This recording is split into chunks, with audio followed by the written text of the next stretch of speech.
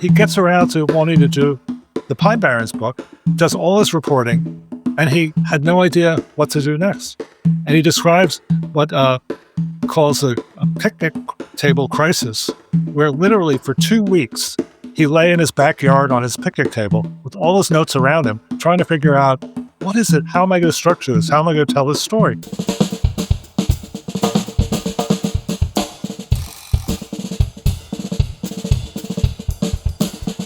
Welcome to the Musical Innertube. I'm Don Rooney. I'm John McPhee. On this podcast, we talk to interesting people about their interesting lives, jobs, hobbies, and passions. Difference makers who really make a difference.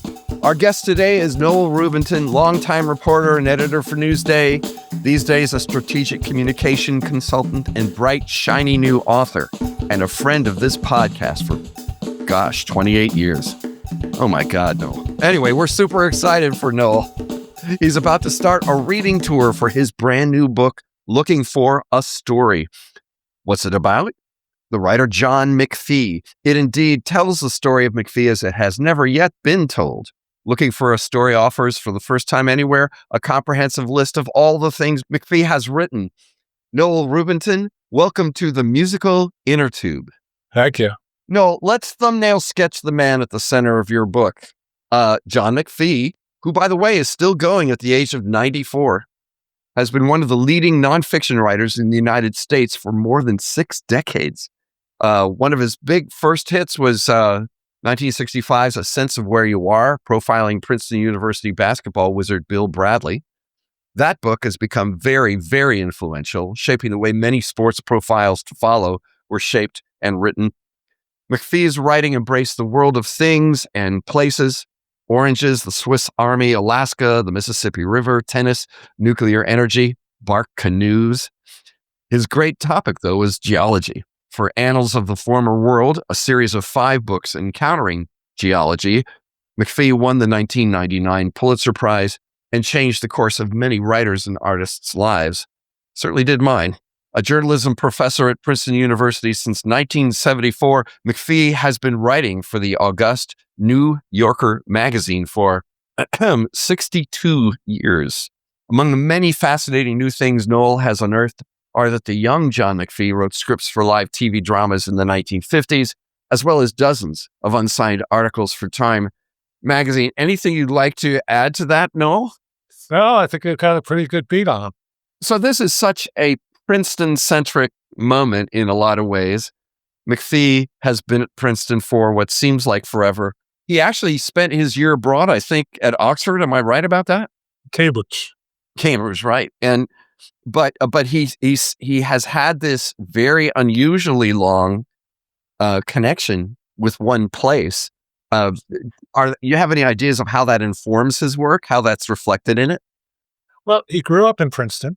His father was a physician, and for many years was the team physician for all of Princeton University's sports teams. So McPhee really grew up in Princeton in many ways, intellectually, socially, whatever. And he really, besides that year in Cambridge and a couple of years where he lived in New York City, he's always been in Princeton. And he's thought of that as his place, his kind of his world. He's drawn so many of the ideas from the people he's met in Princeton and the things that he's thought about there, that it's just his world. You've already given us some of the insight that, is really good when you're coming into this writer for the first time. I mean, you gave us a fact that shows why he wrote so often about sports, for one thing. I mean, he was kind of he was a daily tennis player for, decades. And he has said that most of the things he's written about were interests of his from before he was 10 years old. And it's true.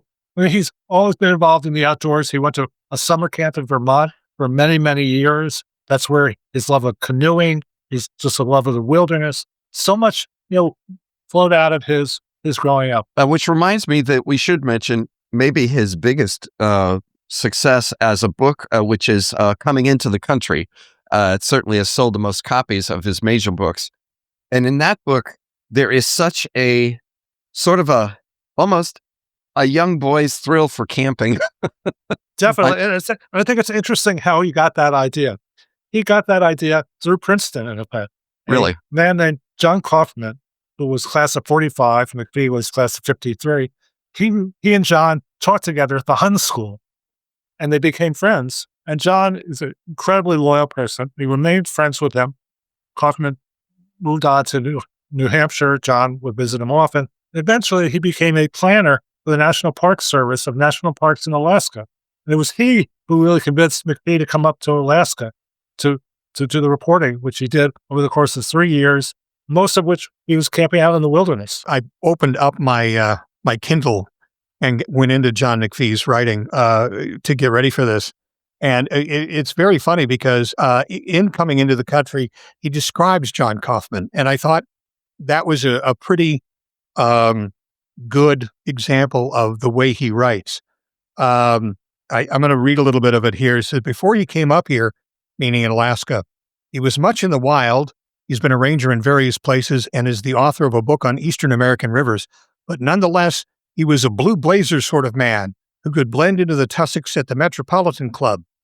Unimaginable, looking at him now, if he were to take off his shirt and shake it, the dismembered corpses of vintage mosquitoes would fall to the ground.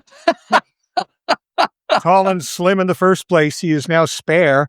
After staring so long at the sharp, flinty peaks of Central Brooks Range, he has come to look much like them. His physiognomy in sun and wind has become more or less grisly. Any bear that took a bite of John Kaufman would be most unlikely to complete the meal.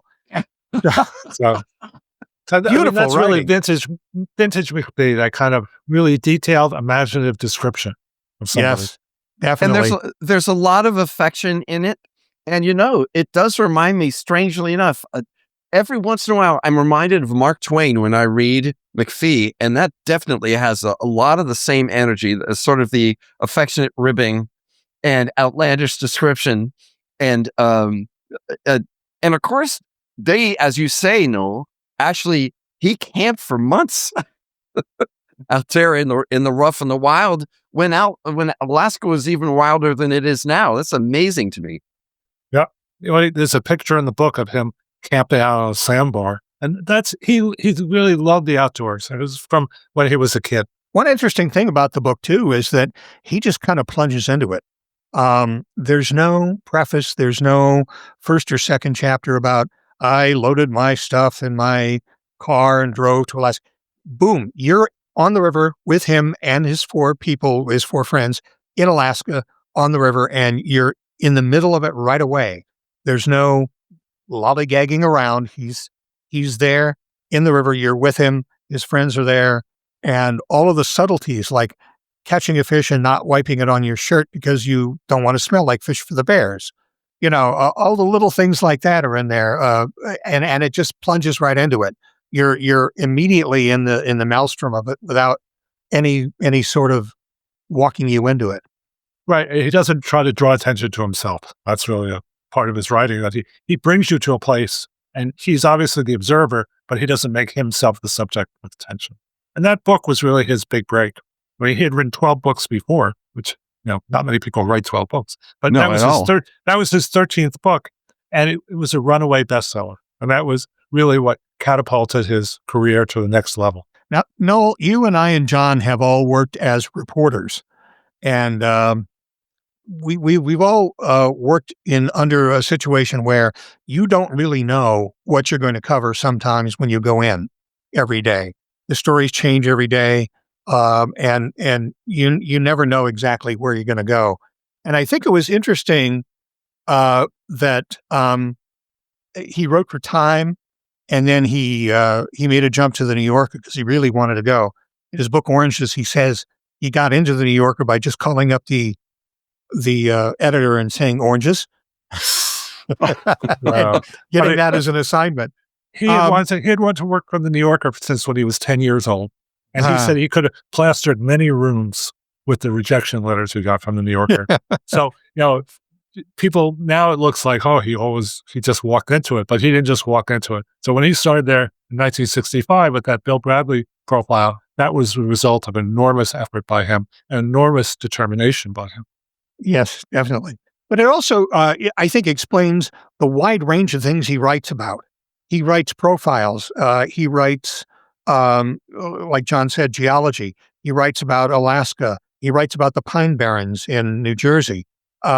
He writes a wide range of things. And I think it might be because of that reporter type background he had where he never knew kind of what his next story was going to be. Right. I mean, when I saw his stories in Time magazine, I documented more than 500 stories he did in 7 years. I mean, he was an incredibly prolific writer. There were all sorts of different subjects. They were about celebrities, but they were also about somebody who was the tailor to the stars and it's in Beverly Hills, about, all sorts of events. He kind of took whatever was coming in and shaped it.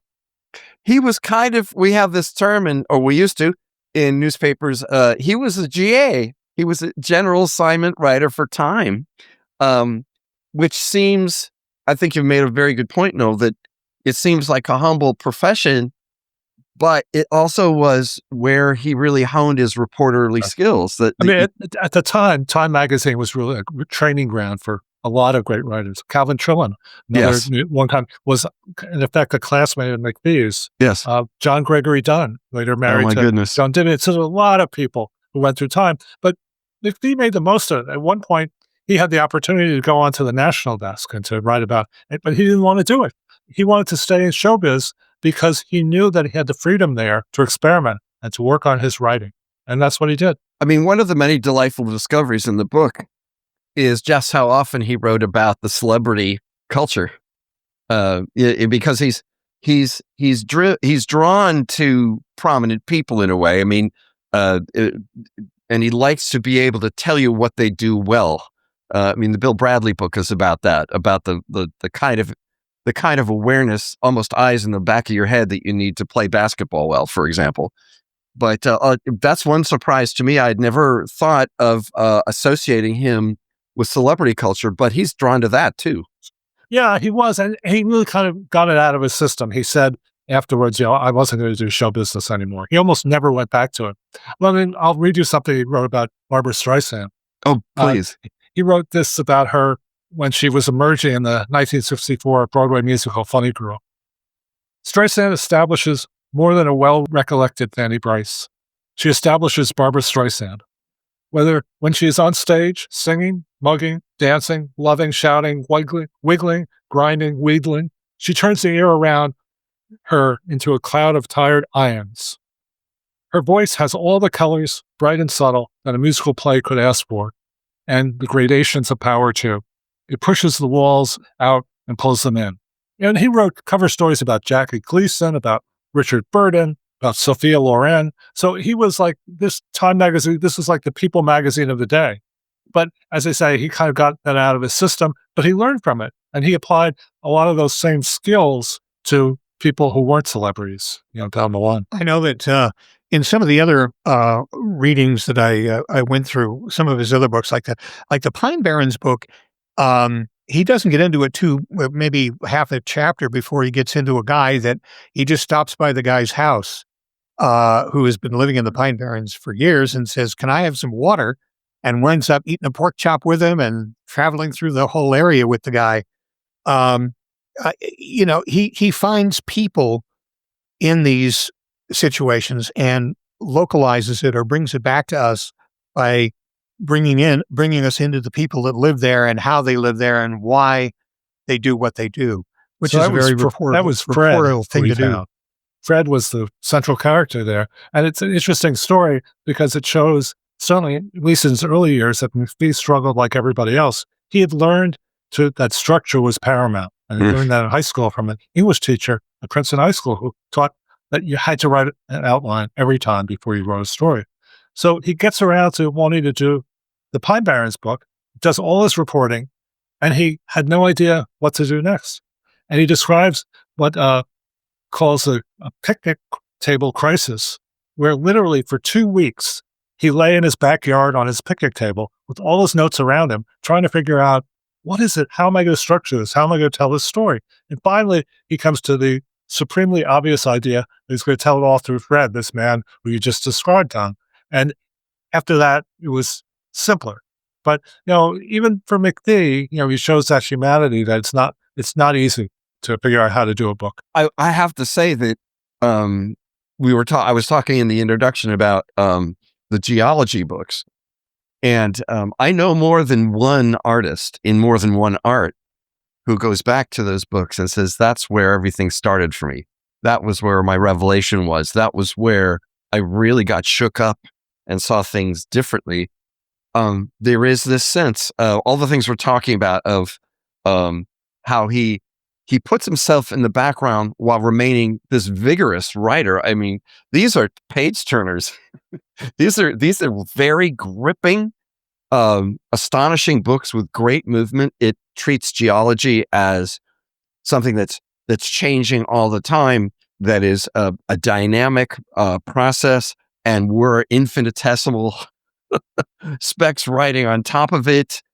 And there's a thrill to it. There's this really, and I think to myself, he must have spent so much time just looking at rocks, just talking to people who love rocks. Do you have any stories about how he worked those books up?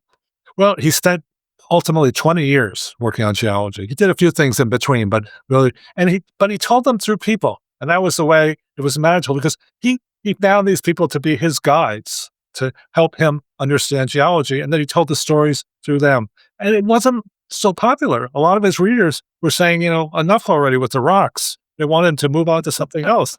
It wasn't like he had incredible critical acclaim at the time. It was tough going, even for some readers. But I think he won people over by telling them as human-sized stories about a process that's made bigger than anybody.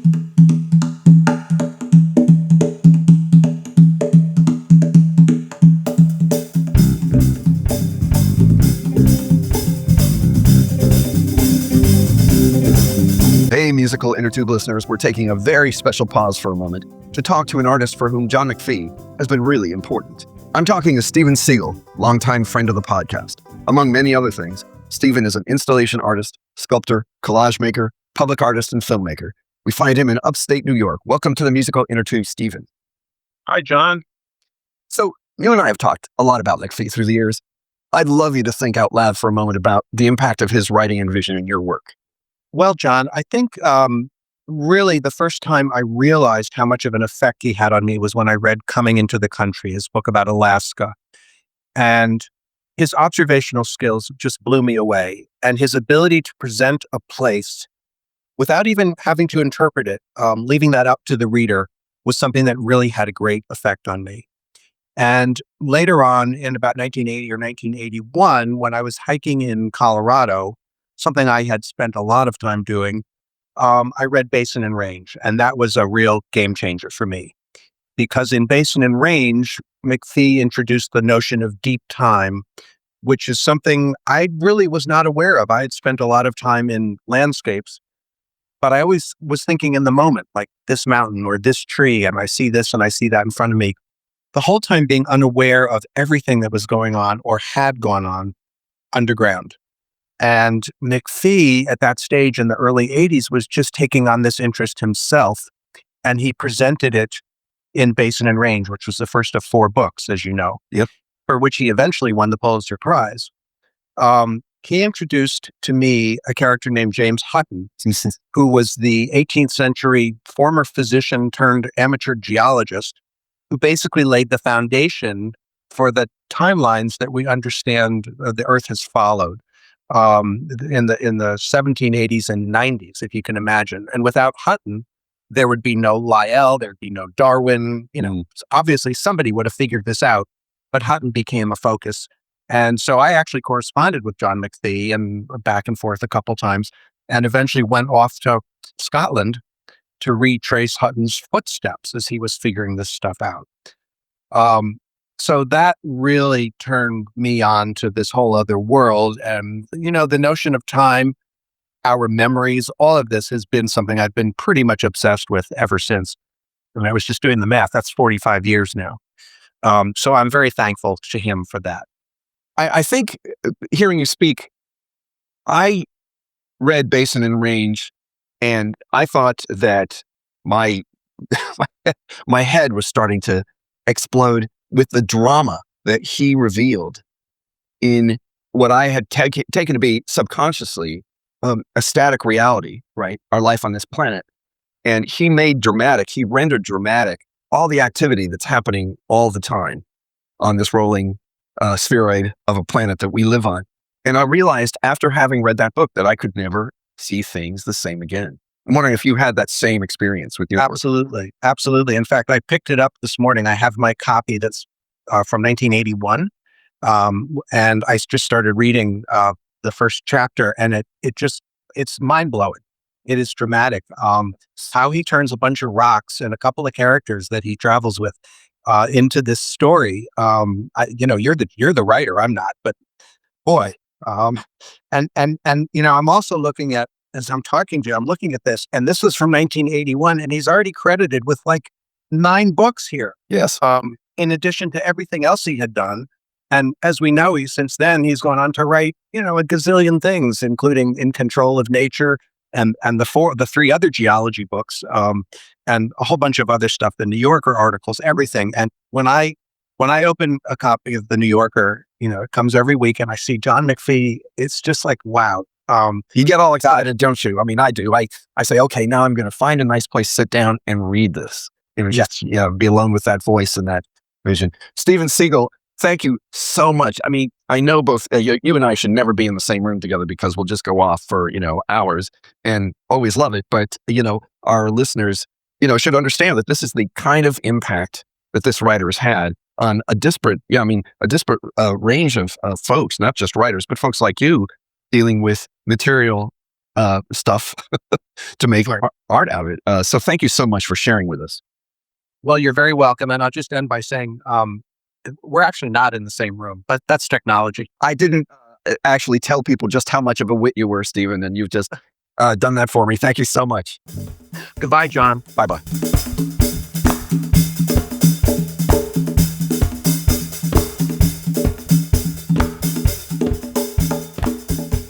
What exactly made you, Noel, decide to write the kind of book about McPhee that you've written, sort of going back and tracing his career from the very beginning?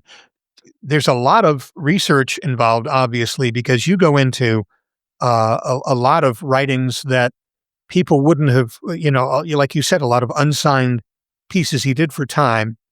So what made you decide to do that? Because that's a lot of work, and that's a lot of digging that could have proved very unfruitful. I think it really ultimately is out of gratitude to him. I've been reading McPhee since I was 14 years old, which is a lot of years now. And I learned so much from him. I've been so inspired by him.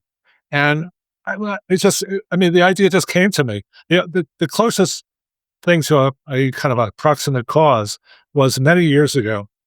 My mother was a librarian, and she helped me collect some books and helped me. One of my other heroes was E.B. White. Of course. He was a graduate of Cornell, and Cornell in the 70s produced this huge book of just a straight bibliography of E.B. White. And I had that book on my bookshelf for probably 40 years, and occasionally took a look at it. But somehow the idea came to me that I could do for McPhee what that book did for White, but something more, which is to really explore his process and to be a lot more descriptive. And so it was really, it mostly comes out of wanting to give back to him. He's given so much to me and so many other readers. I want to try to help propel his writing into the future. Let me add to that when you read looking for a story, yes, it's a bibliography, but also, as Noel has just told us, there are these lovely prefatory essays that lead you to the different chapters that are full of the human story. And that's what makes this, I don't think I've ever read a book quite like this one, Noel. You know what I mean? Where it is telling about a man's life alongside of delivering the best bibliography we've ever had of this very famous writer. It's amazing to me that nobody ever did this. And also so much of what John McPhee has done tells the story of his life. I mean, I think people have kind of gone on to it in the last 10 years or so that he's been writing an autobiography in an odd form over time by what he's writing. And I kind of picked up on that and tried to help bring out his life through what he's written. We'll be back to our podcast in just a moment, but first, here's a soothing musical interlude.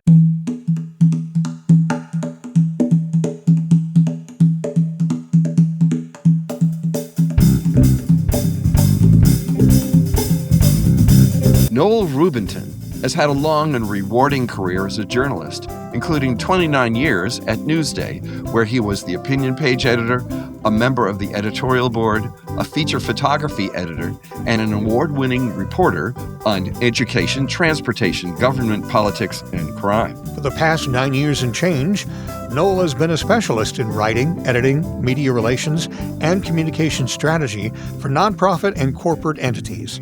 His recent clients have included the Washington Post, the New York Times, CNN.com, Colgate University, the Providence Journal, and the Forward. Check out his author page, noelrubinton.com. That's NoelRubinton.com, where he lists his contacts on Facebook, Blue Sky, and LinkedIn. And now we return you to the musical Innertube, already in progress. I'm wondering, can you tell me, I have so much I want to ask you, so I'm never going to get to all of it, but can you talk about his early years in the 50s? Because that's a different John McPhee. He's not John McPhee yet. He's trying to get started. What was it for him in those knockaround years where, most writers are trying to find their métier, trying to get started? So he graduated Princeton in 1953. He did a lot of work for various publications at Princeton, including the Princeton Tiger, which was a pretty mediocre humor magazine, which he retooled into kind of like a mini New Yorker. Even got John O'Hara, who lived in Princeton, to donate a story to the Princeton Tiger. Wow. Then he went for a year to study in Cambridge, which is memorialized eventually in an article for the New Yorker about him playing on the Cambridge basketball team at the Tower of London, which is a pretty hilarious story. But then he comes back and he decides he wants to be a screenwriter. And, I think, in recent years, that's been a pretty popular field, but I don't think it was a real popular field then. But he decides he wants to be a screenwriter. At the time, in the 50s, there were a lot of live dramas being produced, including in New York. And he got connected through his brother to Robert Montgomery, who was the big Hollywood producer and actor, director, who was doing something called Robert Montgomery Presents. It was a weekly show of a drama. And so McPhee studied for weeks and weeks. And one of my favorite details is that the studio where they filmed is where Saturday Night Live is still filmed. Oh, wow. 30 Rock. So he went actually for a few months just watching. Then he started writing. And in typical McPhee fashion, he started taking from the New Yorker. He adapted 2 New Yorker stories and sold them as episodes to the show that were made. One aired in 1955, 1956. Very rare. The scripts are in the Beinecke Library at Yale. I didn't want to read them, but I had this obsession to want to see it. So I found I could only find one copy in the world of one of the shows called The Man Who Vanished. And I had to go out to UCLA to their wonderful film and TV archive to see it. And to sit in the room and to watch the screenplay come to life that John McPhee, as a 25-year-old, had done was amazing. It was so ingenious, and it dramatically changed the story. I mean, he rewrote a lot of it. He did incredible research. At one point, it was about a man who was having a middle-age crisis, and whenever he kind of wandered off in his thinking, he literally disappeared, and his wife couldn't see him. So McPhee comes up with this idea of a clinic in Baltimore where he's going to be studied. And McPhee gets a group of his friends in New York City who are medical school students to brainstorm with him for hours about what would it be like there? How would they do? So he was a reporter, even for doing a TV screenplay. And it was such a great experience to see that. So he did that, but then ultimately decided he wanted to be a screenplay. And he did a couple of corporate jobs and then went into Time Magazine. So he did a lot of different things in his 50s. I think Time Magazine was kind of the beginning of where you could see a more mature McPhee as a writer and a more clear track towards his writing of now. He wrote some fiction in the 50s as well, and a little bit in the 60s, but he really concentrated on nonfiction. How did you get the gig? How did you actually get this wonderful chance to write a book that, now that it's out, I'm sure a lot of people go, oh gosh, I wish I'd written that. How did you get that? Well, I hired myself. So I knew it was going to really be key to see if I could get to John McPhee and whether he would cooperate. And it was towards the end of COVID, so it wasn't easy to reach out. And he's a very private person. Eventually, somebody at Princeton carried my message to him. This is now in the fall of 2021, and John McPhee was immediately approving of the idea and said he'd be glad to cooperate. And that set in motion a number of visits that I made over time to him at Princeton. And without his cooperation, the book wouldn't be anything like what it is. Occasionally, working with your heroes sort of can set you off, I mean, you can get a little tongue-tied, you can get a little dazzled. What was it like working with McPhee? Well, it was definitely surreal because I couldn't quite believe that I was sitting at John McPhee's house after reading for all these years. But he's a really, we talked before about how he makes people comfortable to tell their stories. He really does that. And he made me comfortable and was just incredibly gracious.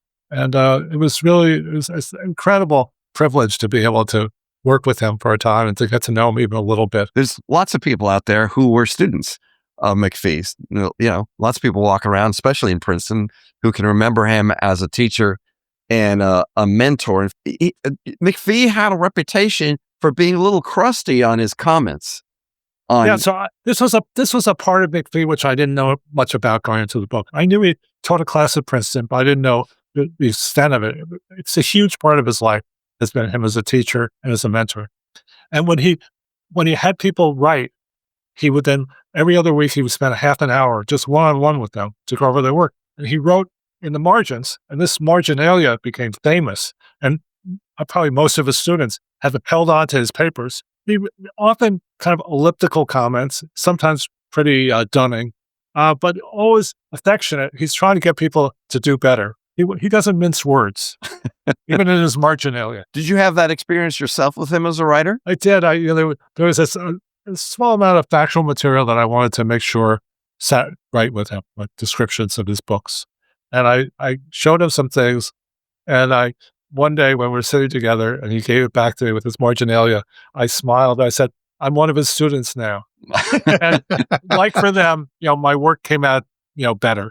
But he was very respectful of my independence. But with that moment, I really could see what it was like for his students. What a joy and what an honor it was. So in writing this book, you're learning all sorts of things about him that very few people have had access to, especially the whole sweep of his career, which maybe very few, single digits outside of John knew all about. And this is going to be part, something that the world now possesses. Was there something in here that was especially surprising to you, especially startling, especially, I didn't know that, kind of about John McPhee? I think that it was mostly the enormity of his work. I never imagined that he did as much as he did. I mean, I thought he wrote a lot of books. I mean, I always enjoyed seeing his books where he would list his previous books. But I didn't realize how much more there was and how much he was always doing something on the side. His idea of a side hustle was to do the introduction for a friend of his book, or to write something for a high school teacher. I mean, he was always writing, doing things. Just incredible. I mean, a favorite recent moment to me was Orion magazine, which is a wonderful environmental journal, was doing a special issue in 2022. And somebody asked him, would you write a poem? Sure enough, he writes a poem. And it's just a wonderful poem. His first published poetry since 1952 for the Nassau Literary Magazine. So I think it really is the enormity. That was the biggest surprise to me, because just such incredible determination and creativity and discipline to be able to produce all this. I mean, the idea of writing all these millions of words. Going back to the picnic table moment where he was trying to figure out what to do with all that stuff, did you get any indication from him, either verbally or just working with him, that it got easier as he went along to be so prodigious and to just write and write and write and write and to do all of it very, very well? Kind of tells me that maybe he's gotten himself into a routine where things come a little easier for him. Well, he's a very humble and not a self-aggrandizing person. So I don't think he says that things come easy for him. I don't think he had that picnic table crisis again, but I'm sure he struggled. I mean, I think he he really presents the idea that writers struggle. If you want to be really good, you have to struggle.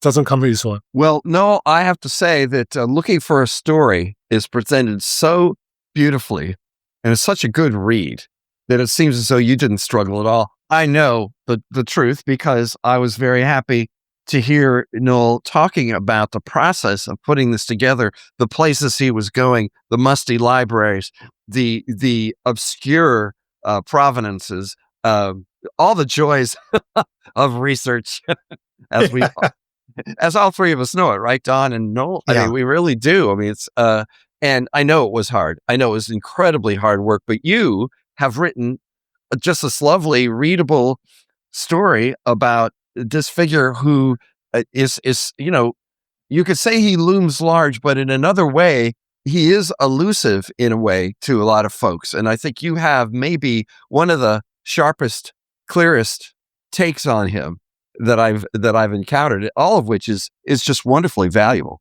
Well, I really appreciate that. The research was really a joy. And some of it was easy, some of it was really hard.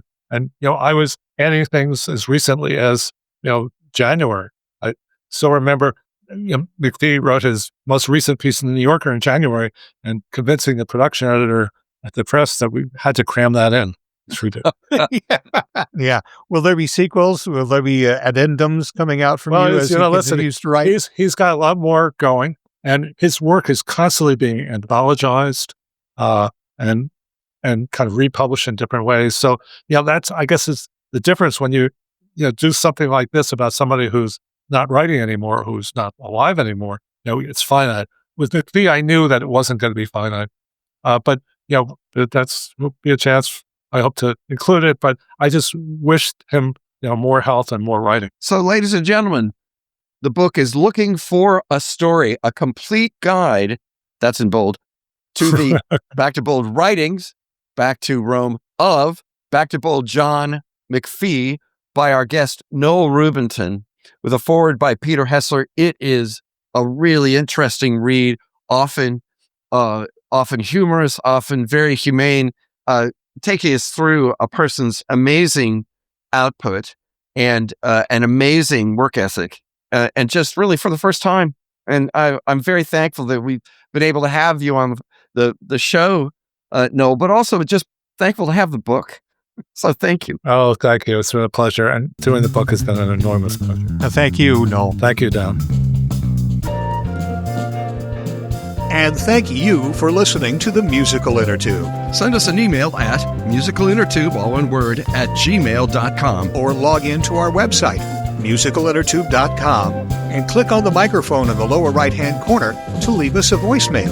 And while you're on our website, take a few minutes to listen to past episodes of the podcast, along with pictures and biographies of our guests, blog posts, and lots more. Our thanks to virtual band Car Radio Dog for providing us with our theme music.